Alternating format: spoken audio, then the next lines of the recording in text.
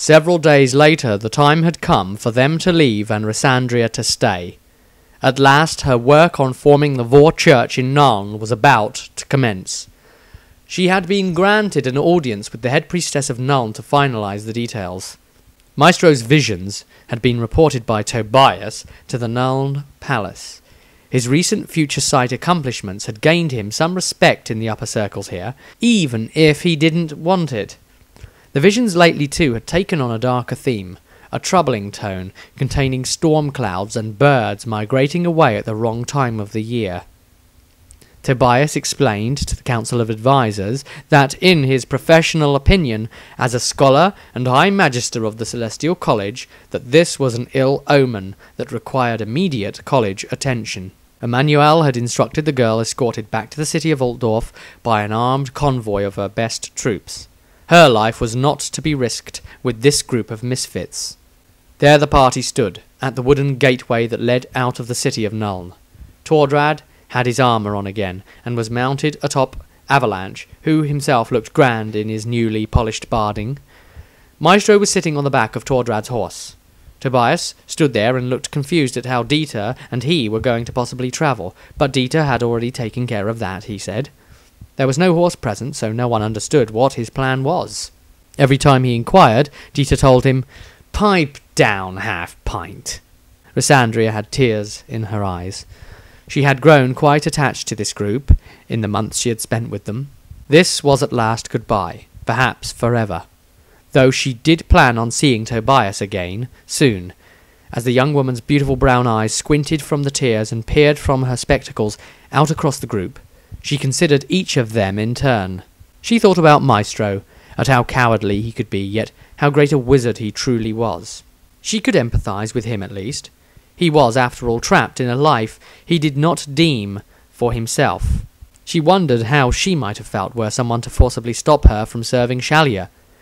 Yes, she understood much of Maestro's attitude. Some of it was perhaps also partial insanity. She too knew that this was a normal reaction to a world so full of death, war and destruction. With darkness at the shore, sometimes the only sane reaction is to go insane. Wizards always led an unnatural life anyway, locked away in towers, as they often would. Such things could make a man eccentric.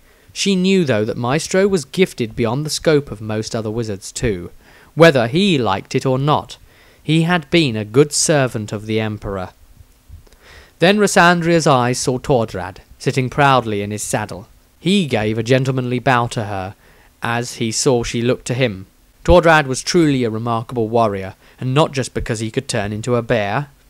He managed to put up with Maestro, although perhaps this was helped in some way due to his lack of understanding of the wizard's actual words. Yes, that perhaps helped a lot, but they were still a great match together. Tordrad had proven himself a trusted man of honour.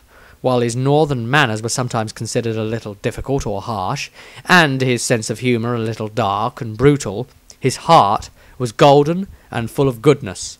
Things such as this she could tell. He had jumped in front of Dieter to save him from the explosion in the semi-final of the tournament, just because he was wearing armour and Dieter wasn't. A true hero. Next, she considered Dieter. Even now the man was scowling at her, but over the months she had learned to tell the difference between his different scowls and growls. Were anyone else to look, they would probably think he felt ill of her. This particular scowl, though, she recognised as one of concern. Dieter was worried about her. Not that he would admit it, of course. Though she didn't realise that the true reason was because one of those who were marked upon his chest in the trial of the gods would now be split apart from him. That he would not be able to have an influence in saving her life, and in turn his own life, were anything to happen to her. Rysandria smiled as she looked down and petted Olga. The Doberman dog had been given to Rysandria as a gift by Dieter. He had told her, "I have instructed him to protect you. Whatever happens, he will treat you with the same respect as he holds for me. Who knows, with your holy reverence he might treat you with more. I hope you both look after each other." The dog was very soft around her, nuzzling its nose under her hand to get her attention so that she would stroke its head. Dieter stared at Olga and thought silently. Make sure you do look after her. I am relying on you, my friend. Rysandria, lastly, looked to Tobias. She had become closest to him, more than even the others perhaps. Trying to treat his various mental anguishes had become an important project for her. He was certainly a halfling of nobility and duty, putting the honour of his emperor's service above his own mental well-being. He had also shown Rysandria the letter Frederick had left for him, so she knew that better days were coming for him. This made her feel better at least. Dieter looked at the book Tobias always carried around with him, as he took it back off of Rysandria. The Shallian girl had written something in there for him. The halfling was about to put it away when Dieter spoke impotently. Just remember, we made an agreement blessed by Rysandria that we would not turn me in to the authorities, that we will first make attempts to cure whatever is inside me. We are waiting for Rysandria's church to be up and running, and then work can begin. Tobias rolled his eyes. Of course, Death. I commit my thoughts only to this book. None shall be spoken aloud at this time. Dieter gritted his teeth and imagined harming Tobias in roughly 30 different ways before speaking. Yes, that is all very well. And you know my name is Diath, you stunted, pompous ass. But a book can be more powerful than a weapon. You do, after all, keep it holstered in that leather strap-on bag of yours. Tobias smiled. I shall take that as a compliment towards the power of my writing, then. Dieter hated the way the halfling was so up himself and full of self-importance. He stabbed the next words out harshly, as if the gates of his temper were fraying. You are a freak in the mind, unsettled due to warpstone changing you. That information, too, is in the book. If anyone reads that book, they will see that you have secrets to hide as well. Some, I am sure, might call you a mutant. Not that I used that word, but I am sure witch hunters would be interested. Tobias narrowed his eyes at the man. By all of my integrity, Death, I could swear you are threatening me, if I did not know any better. Dieter snarled his lip up to show his teeth on one side. Oh, it is no threat, you half-pint. Want to know it all, ignoramus. It is a promise. If you ever have me taken to the Iron Tower for questioning, I will be sure to tell them all about you as well. Rysandria stepped forwards. Oh, come on now, the both of you. Be at peace.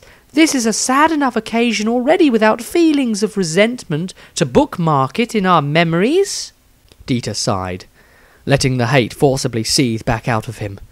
Tobias nodded at Rysandria encouragingly, as if he considered her to be referring mainly to Dieter. Tobias spoke then. A promise has been made to Rysandria, but remember that it is based only on what has been seen so far. If you show me any new kind of questionable darkness, then I will be forced to do something about it. Dieter smiled sadistically. Ah, well, you might be tested a little by this then. And he waved his hand in gesture to no one visible in the distance, with a crackle of magical energy, suddenly that rocked Maestro in the seat atop his horse as it danced over his skin. A dark grey horse appeared mid-gallop out of nowhere and came to Dieter's side. At first it seemed to be translucent, with wisps of smoke coming from it, but as it got closer, it materialized more stably. Soon it looked solid enough, except for the odd shifting in its skin, where the unreality of its creation glitched on the surface. Dieter mounted it at once. The others were left gobsmacked. Dieter hadn't even cast a spell. There was no magical weaving and no words spoken. Maestro was first to speak. My empathic channeling. I can feel the grey wind of Ulgu seething through me. What is this about, Dieter? Dieter addressed them all. I am unsure, but as you know, Maestro, a normal hedge wizard could not easily attain the winds of magic, nor can any human properly attain more than one magical wind's focus. Therefore you know this is not my doing." Maestro scratched his chin. "You have a point there, I suppose." Rysandria lowered her head and silently spoke a prayer for Dita's soul, though she was beginning to secretly suspect that it might be beyond saving. Only proper tests would reveal the truth of it, though. Dita frowned at Tobias. "Well, are you getting on or not? It's bad enough that I have to share a ride with you as it is. Don't drag this out." Tobias continued to stare in amazement. Dita made a noise in frustration and began, "So you would rather walk, would you? I am sure it would be all the worse for you having to run behind with your shorter legs as they are."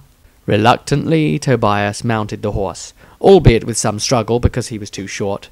In the end, one of the stable hands nearby had to put out a wooden box for him to stand on, the like of which was kept to help children mount horses when leaving the city.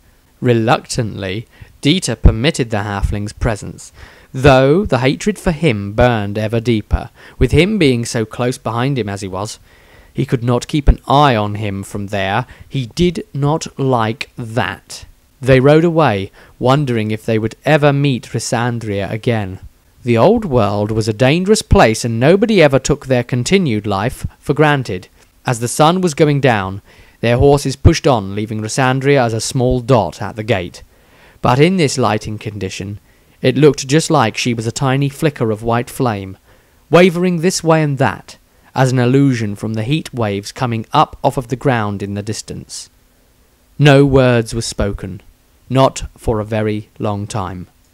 After a day of riding, the group had managed to find a horse for Maestro and a pony for Tobias.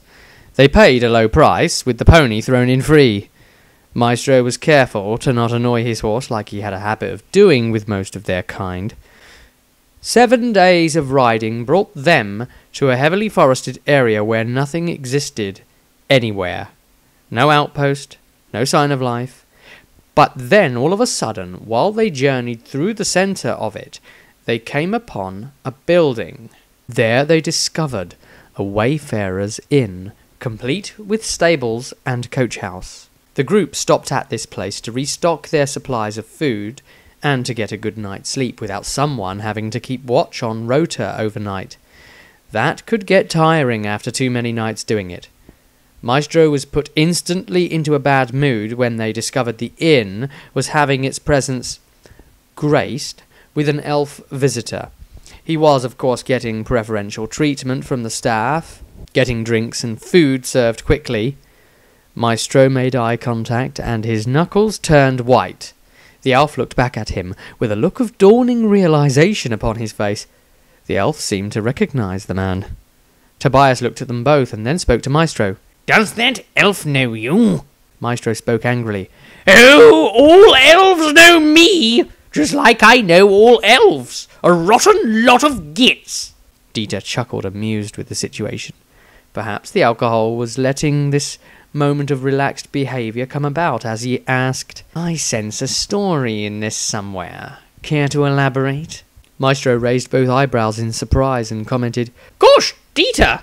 It's not often you are interested in the affairs of others." Dita finished his mouthful of ale and replied, "Yes, well, take advantage of it, then.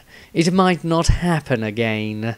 With that, Maestro obliged him, explaining, "Well, I suppose it goes back to the roots of magical colleges for a start." Tobias started, "Ahem. You weren't even around then." Maestro scowled at the halfling. It was almost as if Dita and Maestro had swapped places of personality tonight, although neither one of them particularly liked Tobias, even on their best of days. The wizard continued his point. "If it wasn't for that meddling bloody Teclis, the colleges needn't have been formed, and magic needn't have had rules. We would have all been hedge wizards, like in the old days, but still free to do what we want, like tinkering for a living." Maestro saw the unconvinced expression on Dita's face and realized he had to offer the more detailed explanation. He took a long drink of his tall glass of milk and watched Tordrad do the same with his own tall glass of vodka, and then began, "It was some years ago now, when I was but a lonely junior apprentice in the college. As Tobias here knows, they make us apprentices do chores and slop work for them. all of the cleaning and other things. We aren't allowed to use magic either. Oh, no, indeed not. If they catch you using magic to help you, then you get punished with even more work. Well, when we used to ask why we had to focus so hard on doing these chores, and only little of the day on learning spell work, we were told it will serve as a constant reminder that magic must only be used when needed, not when desired. Dieter still looked confused. How ridiculous. Tobias chipped in. Consider this. The willful slack application of spell casting opens one up more frequently to the potential dangers of the demonic bird god, he whose eye sees all. Maestro replied. Yes, and his big beady eye has certainly been watching us lately. No thanks to that sewer portal incident in Altdorf, yes, stated Dieter crossly. Maestro became momentarily lost in that memory before shaking himself free of it again and continuing his story. Yes, well, it was just an ordinary day, for me at least. I mean, it wasn't for the college. It was a really rather big day for them. High Archmage Teclis, you see, was about to journey from Ulthuan to the Celestial College that day for an important meeting and inspection of the current wizard masters and senior apprentices. A bit of bloody meddlesome elf quality control. Well, they blame us for the continued reign of chaos, after all. Oh, yes, yes. Not like they have their dark elves to contend with, no? Think they're above everyone else, they do. Dieter shoved the wizard's arm to get him back on track and said, You are coming off point again. Calm down and continue the story. Maestro spent a moment and organised his mind as Tobias slapped a hand across his own face in realisation of the story Maestro was about to tell. And he spoke. Oh no, this tale.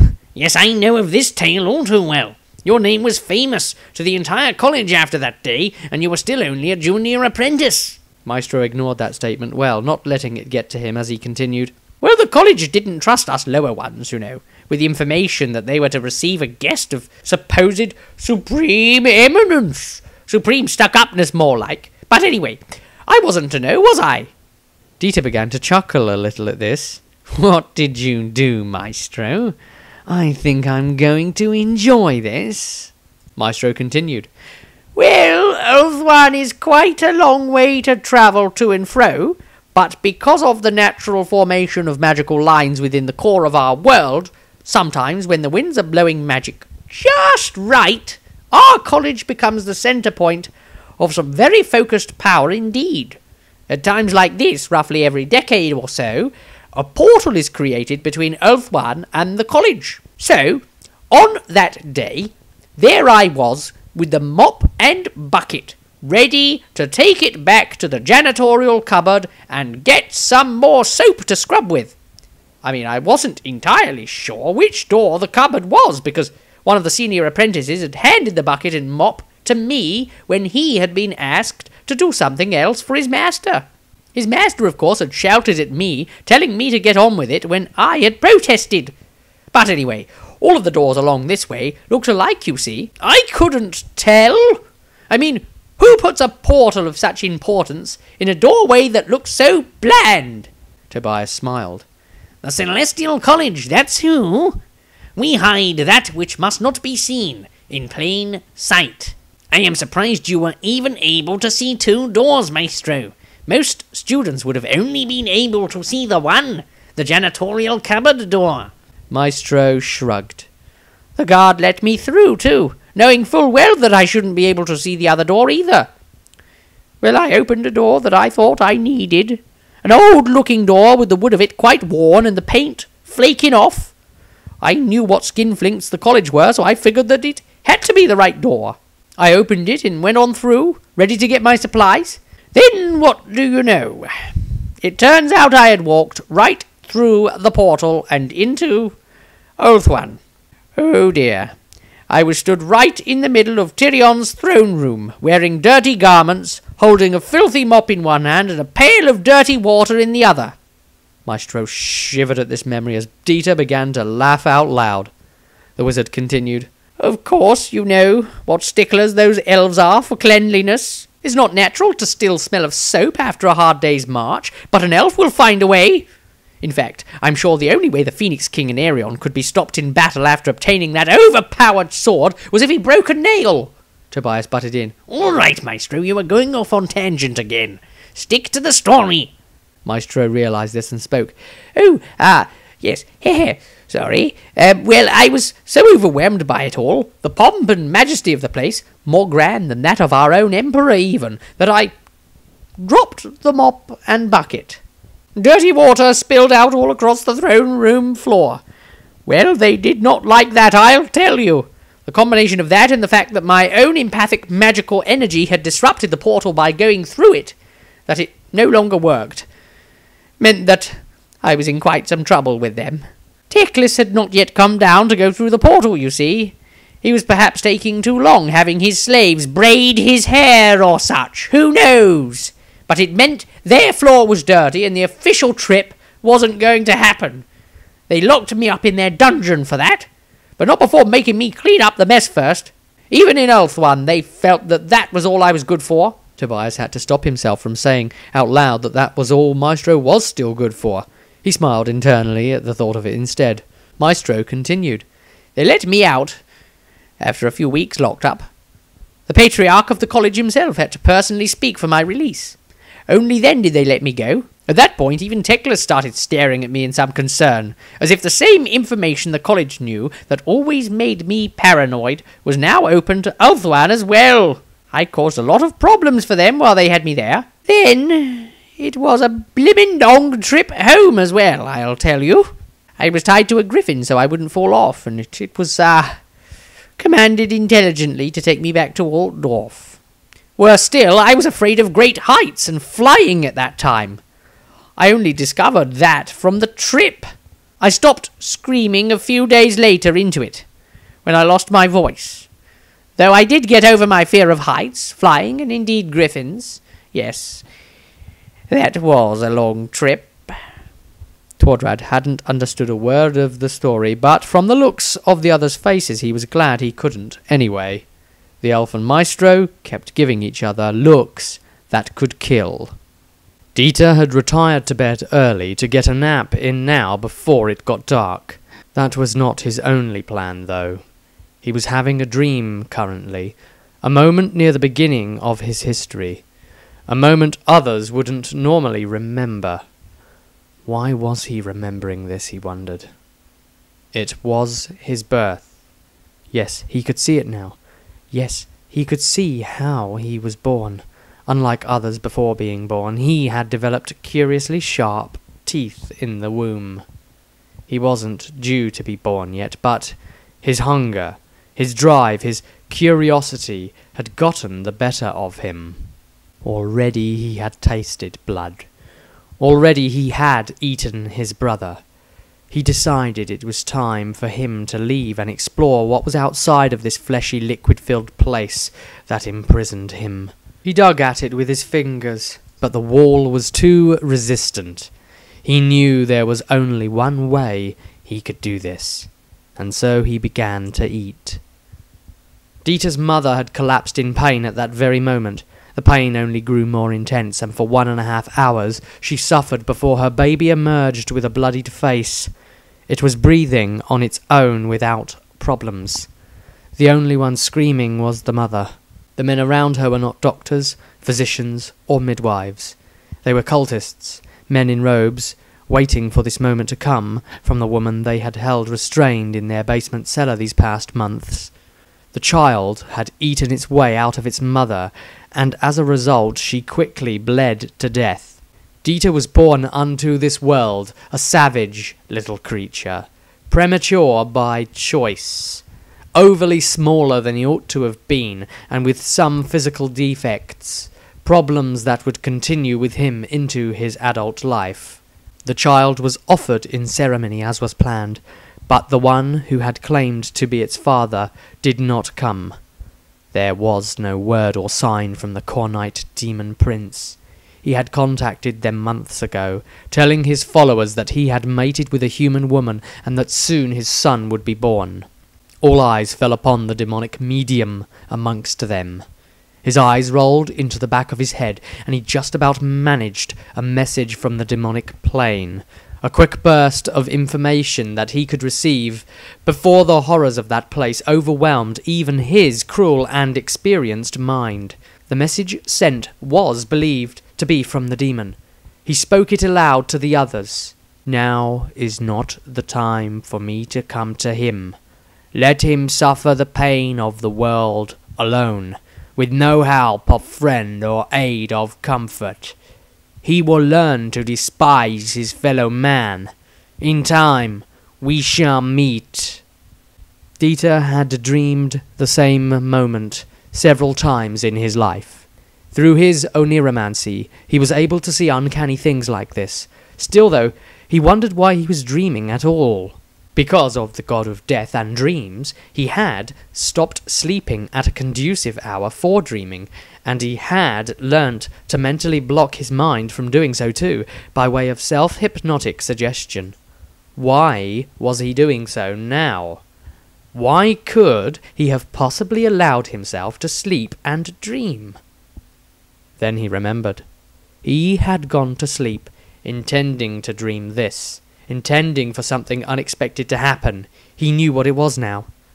Dieter had become self-aware within his own dream, and as this happened, the dreamscape itself suddenly collapsed away and gave way to darkness, though it flashed red every now and then erratically. He was somewhere inside his own subconscious mind, and he knew he was dreaming. He could shape this place into anything he wanted.